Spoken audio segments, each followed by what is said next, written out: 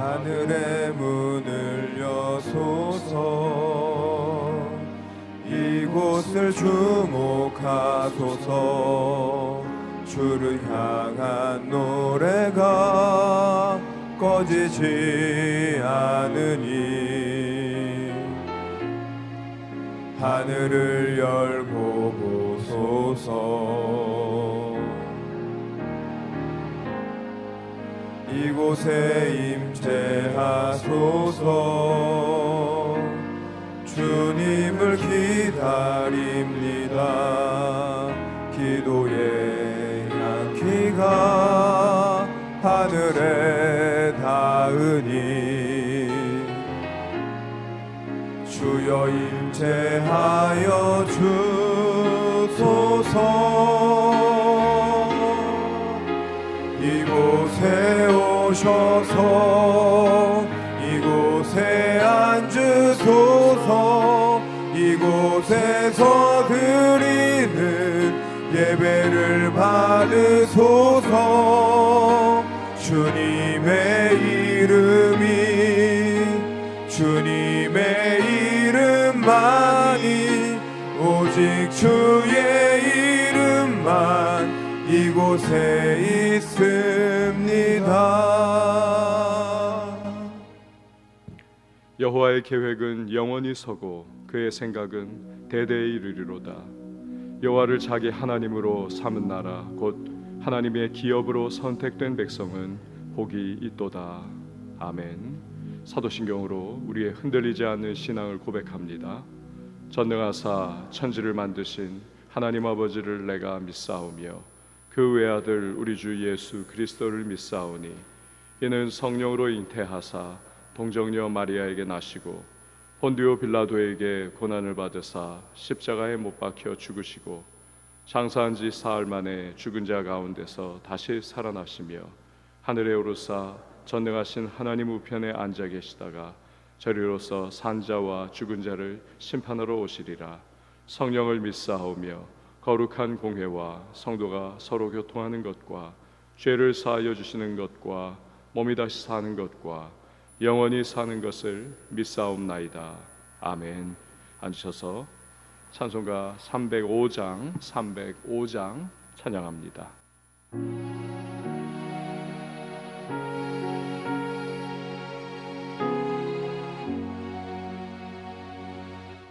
나 같은 죄인 살리시 주은혜 놀라워.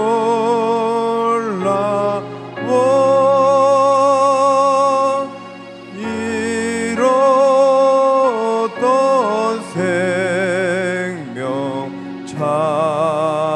찾았고 광명을 얻었네. 큰 죄악에서 건지신 주은혜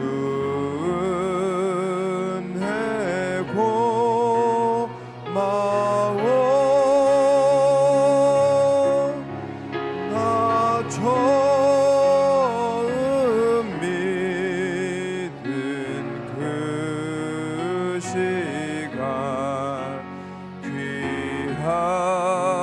귀하고 귀하다.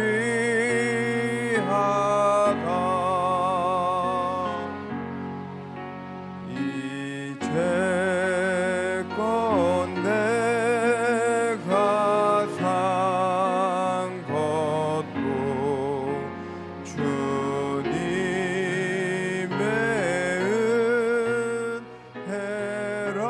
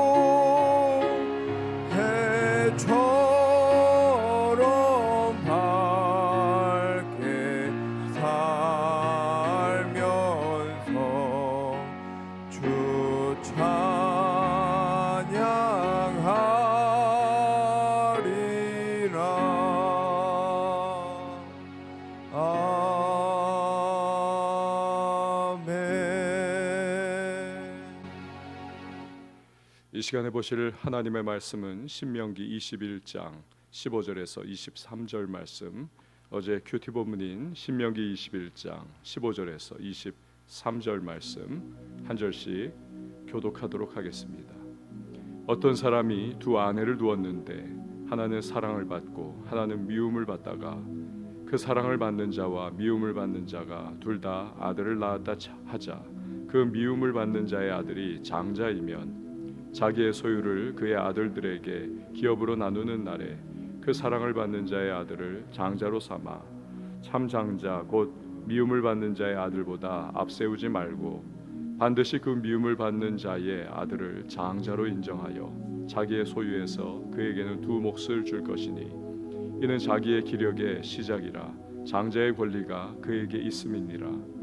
사람에게 완악하고 패역한 아들이 있어 그의 아버지의 말이나 그 어머니의 말을 순종하지 아니하고 부모가 징계하여도 순종하지 아니하거든 그의 부모가 그를 끌고 성문에 이르러 그 성읍 장로들에게 나아가서 그 성읍 장로들에게 말하기를 우리의 이 자식은 완악하고 패역하여 우리 말을 듣지 아니하고 방탕하며 술에 잠긴 자라 하면 그 성읍의 모든 사람들이 그를 돌로 쳐 죽일지니 이같이 내가 너희 중에서 악을 제하라. 그리하면 온 이스라엘이 듣고 두려워하리라. 사람이 만일 죽을 죄를 범함으로 내가 그를 죽여 나무 위에 달거든 함께요 그 시체를 나무 위에 밤새도록 두지 말고 그날에 장사하여 내 하나님 여호와께서 내게 기업으로 주시는 땅을 더럽히지 말라. 나무에 달린 자는 하나님께 저주를 받았음이니라. 아멘. 기도하시겠습니다. 드린 예물 예배 헌금 1,000번째 서원 헌금 또 감사 헌금 올려드렸습니다. 주여 어젯밤도 우리를 편하게 잘 쉬게 하시고 새로운 하루를 맞이하여 이렇게 기도의 자리에 모일 수 있는 은혜를 주시니 감사합니다. 오늘도 주님과 동행하는 이 하루의 발걸음 속에 때를 따라 돕는 은혜로서 우리의 길 인도하시고 또한 주님의 말씀 통하여 한 걸음 한 걸음 믿음의 길 걸어갈 수 있도록 도우시고 오늘도 우리의 모든 연약함 속에서 그러나 성령의 능력으로 함께해 주실 줄 믿습니다. 주여 기름 부어 주시고 우리 모든 하나님의 사람들 기도로 주님 앞에 나아갈 때 하늘의 문을 활짝 열어주시는 복된 시간 되게 하여 주옵소서. 마음과 심령을 강하고 담대하게 하시고 세상의 유혹과 마귀의 공격 여러 가지 흔들리는 세태의 소식에 우리 휘둘리지 않게 하시고 오직 우리 하나님께서 여호와 일의 능력으로 예비하신 은혜로 함께해 주신다는 그 분명한 사실을 기억하며 우리들 좌로나 우로나 치우치지 않고 믿음의 정로를 걸어가는 하나님의 사람들이 되게 하여 주시옵소서. 기도 가운데의 인생길 발견하게 하시고 세미한 음성 듣게 하시며 하나님 인도하시는 그 길 한 걸음 한 걸음 나아갈 때마다 우리의 앞에 있는 장애물들을 극복하게 하시고 또한 답답한 현실들을 뛰어넘을 수 있는 능력을 허락하여 주시옵소서. 오늘도 성령으로 충만케 해 주옵소서. 기름 부어 주시옵소서. 은혜를 베푸시고 불쌍히 여겨 주시고 오늘도 이 하루에 마감할 때에 하나님이 도우셨다고 하는 그 에베네셀의 고백이 우리의 입술에 간증이 되게 하여 주시옵소서. 귀한 예물 드립니다. 믿음을 따라 간절한 기도의 제목과 감사의 제목 담아 주님 앞에 봉헌하오니 연락하여 주시고 하늘의 신령한 은혜와 땅의 기름진 복을 더하시고 거룩한 부자들이 되게 하여 주시옵소서.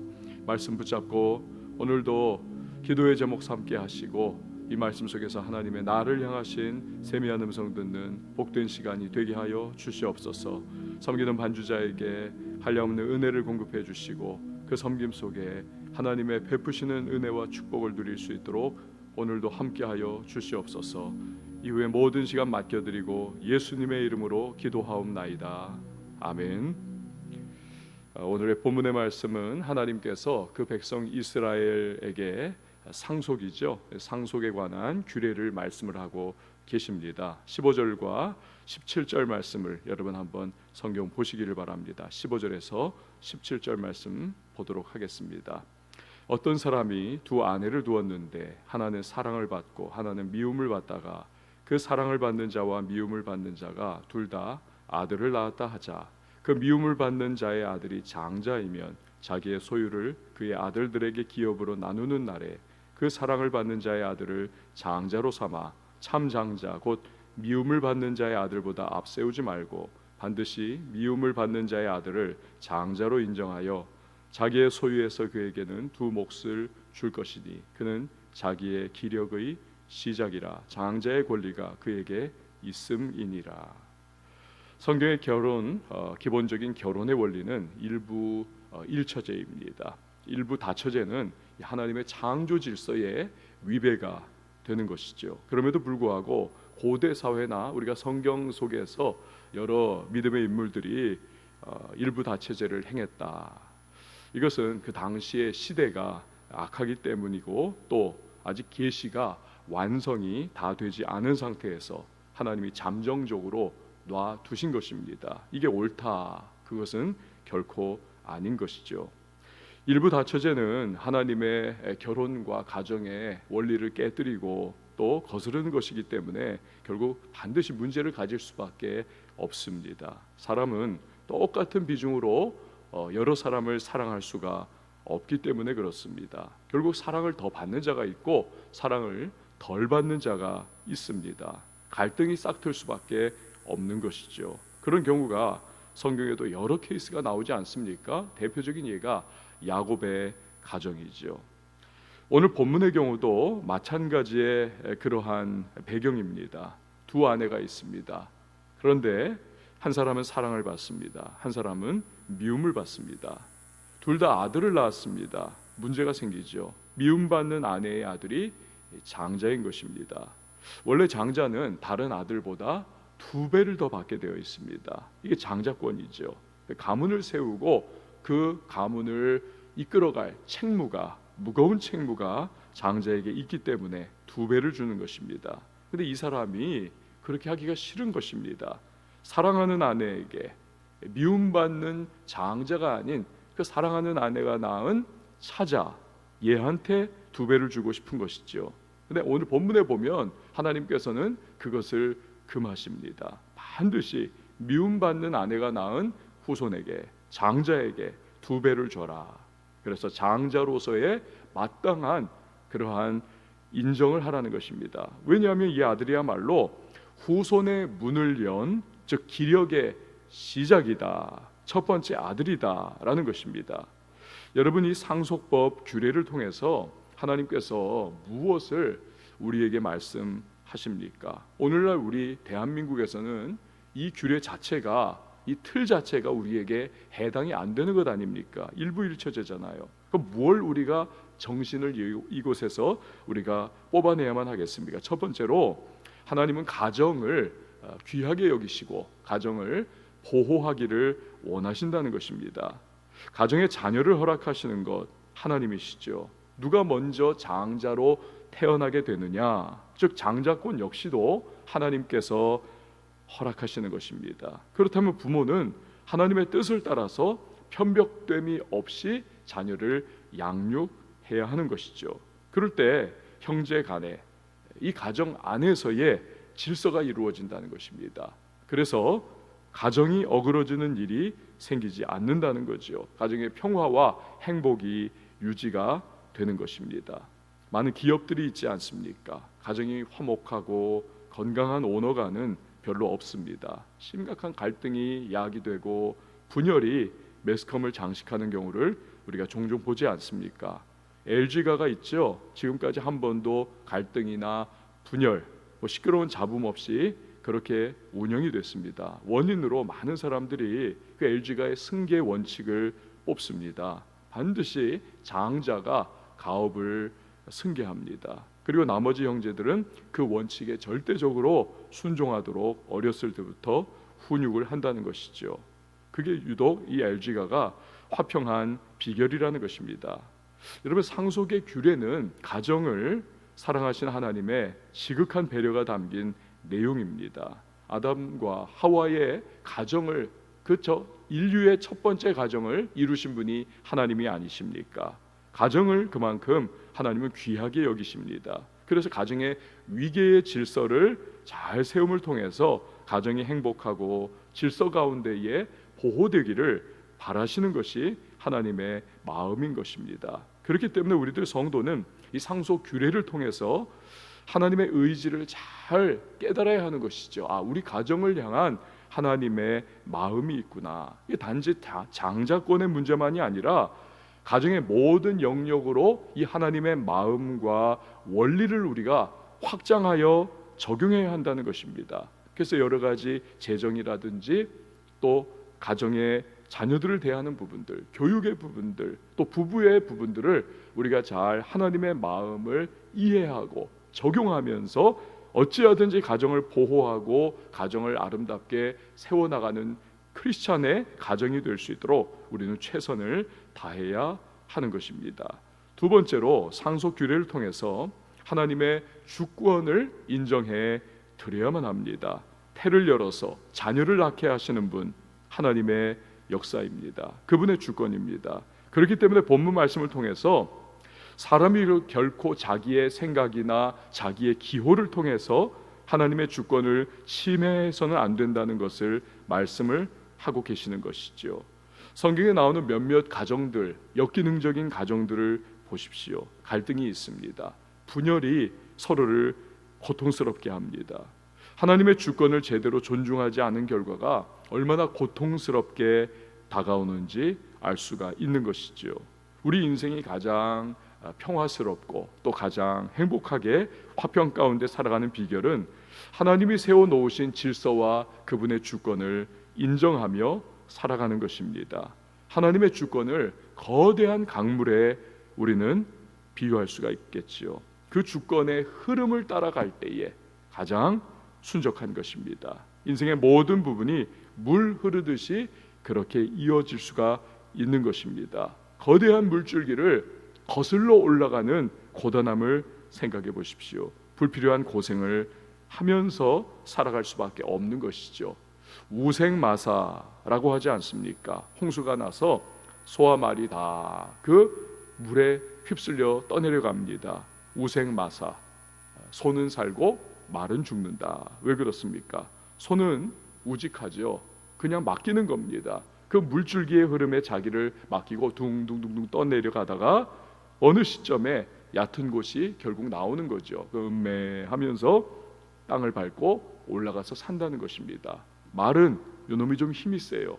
빠릅니다. 그러다 보니까 막 발버둥을 치면서 거슬러 올라가려 하거나 또는 빨리 옆으로 빠져서 땅 밟으려고 하다가 결국에는 그 거대한 물줄기의 흐름을 이기지 못하고 그냥 계속 힘만 진만 빼다가 결국 빠져 죽는다는 것입니다. 우생마사. 여러분, 오늘 나는 우리의 가정, 우리의 일터, 나의 삶의 자리에서 이 하나님의 거대한 나를 향한 주권의 물줄기, 하나님의 질서의 물줄기를 내가 인정하면서 그분의 뜻을 따라서 살아가고 있는가? 혹시 내가 하나님의 뜻과 말씀을 거슬러 살아가기에 지금 뒤틀려 있는 인생의 부분이 있지는 않은가? 뒤틀려서 불필요한 고생을 하고 있는 부분이 없지는 않는가? 이 질문을 우리는 스스로 던져 보아야만 하는 것입니다. 하나님이 세우신 법도와 질서를 따라서 살아가는 인생, 가장 형통한 인생입니다. 가장 복된 인생이고 하나님께서 책임져 주시는 삶의 비결인 것입니다. 우리는 늘 내 인생에 대한 하나님의 주권을 인정해 드리면서 살아가야만 하는 것입니다. 여러분, 오늘 기도하기 위해서 모이셨습니다. 기도가 무엇입니까? 하나님을 인정해 드리는 것, 그것이 바로 기도입니다. 그분의 의도를 묻는 것이죠. 내 길이 바른 길임을 하나님께서 인정해 주시는가, 그것을 오늘 기도 가운데 물으면서 하루하루의 인생길을 의탁해 드리고 인도해 주시기를 구하는 것이 바로 기도인 것입니다. 그렇기 때문에 기도하는 인생은 복된 인생인 줄 믿습니다. 힘들고 눈물 나는 현실 때문에 어쩔 수 없이 오늘 잠을 깨서 이곳에 나왔다 할지라도 여러분, 기도하면서 주님의 뜻을 깨달아가고 그분의 인도하심을 받아 살아나가는 그러한 모습이 바로 기도자이기 때문에 여러분, 이유와 관계없이 기도의 자리에 나올 수 있었던 것, 여러분, 이것이 복된 인생이라는 사실을 믿으시기를 바랍니다. 우리 다 같이 18절 말씀 같이 한번 읽어보도록 하겠습니다. 18절입니다. 시작. 사람에게 완악하고 패역한 아들이 있어 그의 아버지의 말이나 그 어머니의 말을 순종하지 아니하고 부모가 징계하여도 순종하지 아니하거든. 방탕하고 술에 빠져 살아가면서 완악하고 패역한 자식이 이 부모의 말을 계속해서 의도적으로 불순종하고 대적하면 어떻게 해야 할까? 이 부분을 지금 말씀하고 계시는 것입니다. 부모가 그를 성문 즉 재판정으로 끌고 가라는 것입니다. 성읍 장로들 곧 재판관들에게 고발하라는 것입니다. 그리고 21절 말씀을 보시기를 바랍니다. 그 성읍의 모든 사람들이 그를 돌로 쳐 죽일지니 이같이 내가 너희 중에서 악을 제하라. 그리하면 온 이스라엘이 듣고 두려워하리라. 여러분, 이거 어쩌면 너무 가혹하다. 어떤 부모가 이렇게 할까? 여러분, 그런 생각 들지 않으십니까? 그러나 이 공동체입니다. 이스라엘 전체의 거룩과 성결을 위해서, 이걸 무너뜨리지 않도록 하기 위해서 고육지책을 지금 내놓고 있는 것입니다. 전체가 망하지 않기 위해서. 무엇보다 이런 율법 자체가 있다는 것만으로 경고와 두려움이 되는 거죠. 그래서 패역과 불순종이 없도록 하자는 것, 이것이 바로 하나님의 마음인 것입니다. 마치 형사법이 있기 때문에 범죄 예방이 되는 것과 마찬가지인 거죠. 여러분, 성경에 하지 말라, 이것은 하나님의 강력한 그럼 이렇게 하라라고 하는 것의 강조인 것입니다. 그래서 오늘도 이 말씀을 통해서 야, 이거 하나님 잔인하다, 이것이 아니라 하나님은 이렇게 살아가기를 원하시는구나. 그래서 가정이 행복하고 이스라엘 전체 공동체가 이렇게 든든하게 세워지고 거룩한 공동체의 역할을 감당하면서 열방을 향한 제사장 국가의 역할을 수행하기를 원하시는구나. 이것이 하나님의 마음인 것이죠.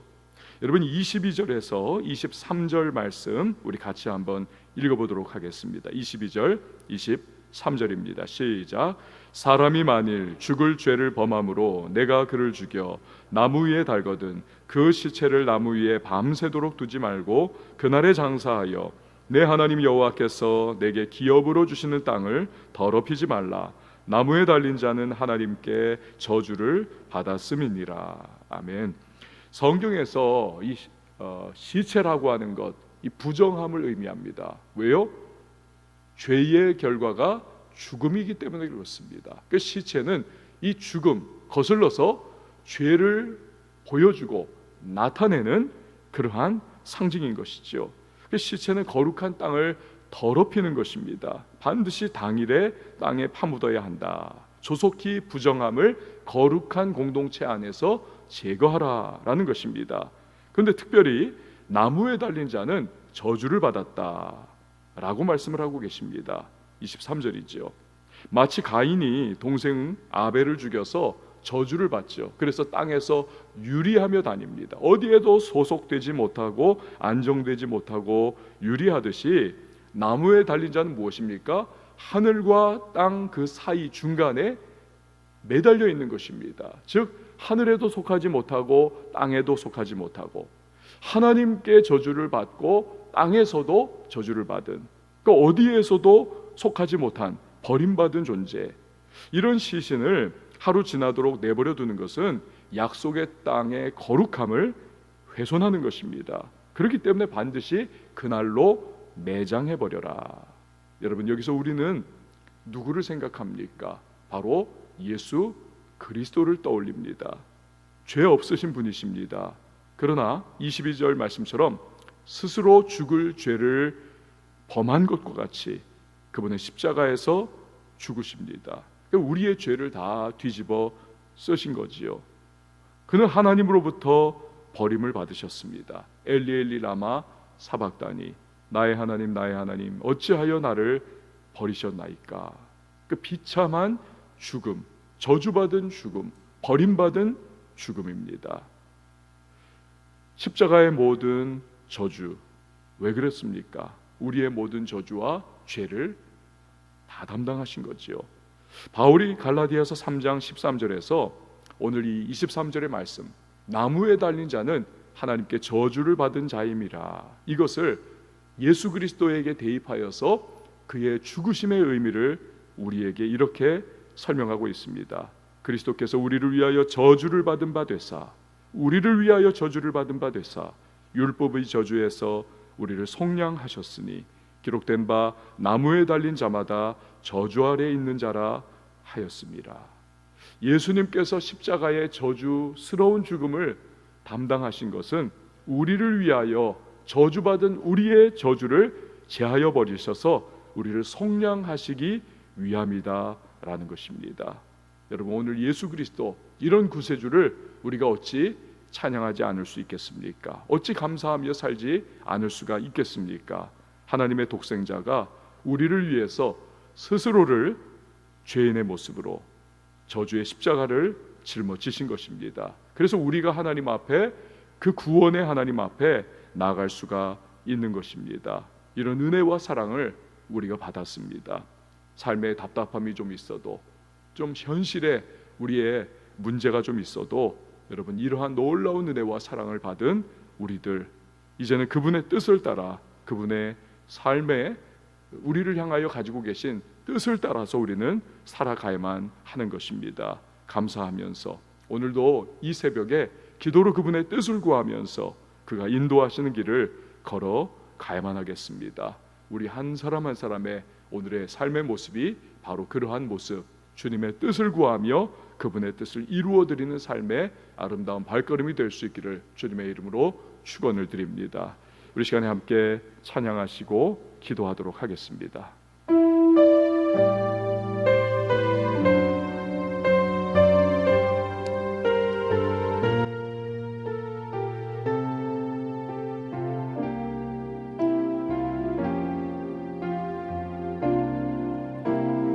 이 세상을 살아가는 동안에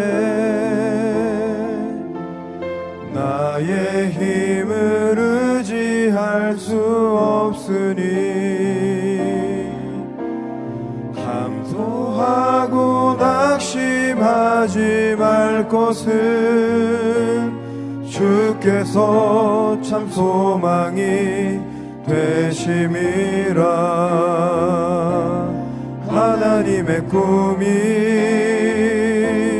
나의 비전이 되고 예수님의 성품이 나의 인격이 되고 성령님의 권능이 나의 능력이 되길 원하고 바라고 기도합니다. 주의 길을 걸어가는 동안에 세상에 것 의지할 수 없으니 감사하고 낙심하지 말 것은 주께서 참 기쁨이 되심이라. 하나님의 꿈이 나의 비전이 되고 예수님의 성품이 나의 인격이 되고 성령님의 권능이 나의 능력이 되길 원하고 바라고 기도합니다. 하나님의 꿈이 나의 비전이 되고 예수님의 성품이 나의 인격이 되고 성령님의 권능이 나의 능력이 되길 원하고 바라고 기도합니다. 이 시간에 우리가 함께 기도하며 나갈 때에 우리 들은 바 말씀을 다시 한번 생각하며 기도하기를 원합니다. 우리의 가정을 향하신 하나님의 선한 계획과 뜻이 있습니다. 우리 가정들을 주님의 질서 가운데 세워나가라고, 하나님의 주권을 인정하는 가정이 되게 하시기를 또 원하시는 하나님의 마음이 있습니다.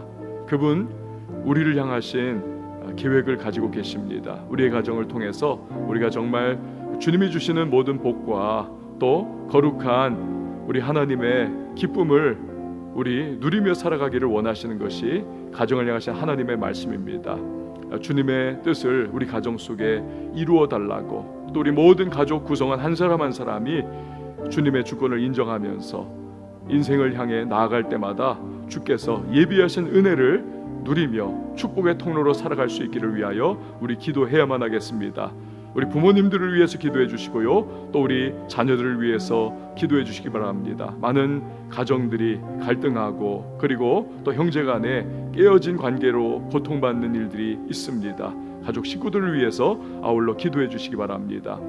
예수 그리스도께서 저주를 직접 담당해 주셨습니다. 그분의 은혜로 말미암아 우리가 구원받았습니다. 오늘도 인생길 걸어갈 때에 좀 부족해도, 좀 약해도, 좀 없어도, 그러나 놀라운 사랑을 받은 우리들 감사하면서 주님의 그 은혜 받은 사람들답게 오늘 살아갈 수 있도록 주여 도와달라고, 내 얼굴에서 어그러진 모습이나 또 내 삶의 모습에서 불행의 그림자가 떠나가고 주님의 베푸신 구원으로 감사하고 기뻐하면서 웃으며 살아갈 수 있는 자 될 수 있도록 도와달라고, 그것은 또 성령의 도우심과 능력 가운데 가능한 것인데 기름 부어주시고 충만케 해달라고 이 시간 우리 기도하도록 하겠습니다. 교회를 위해서 기도해 주시고요, 우리 흩어져서 주님의 복음을 증거하는 선교사님들의 또 평강을 위하여 기도해 주시고, 또 코로나19의 종식을 위하여서 기도해 주시기 바랍니다. 나라를 위해서 기도해 주시고, 또 우리의 열방을 위하여서 다음 세대의 부흥을 위하여서도 이 시간 우리 다 같이 두 손 한번 높이 드시고 주님의 이름 세 번 외치고 기도합니다.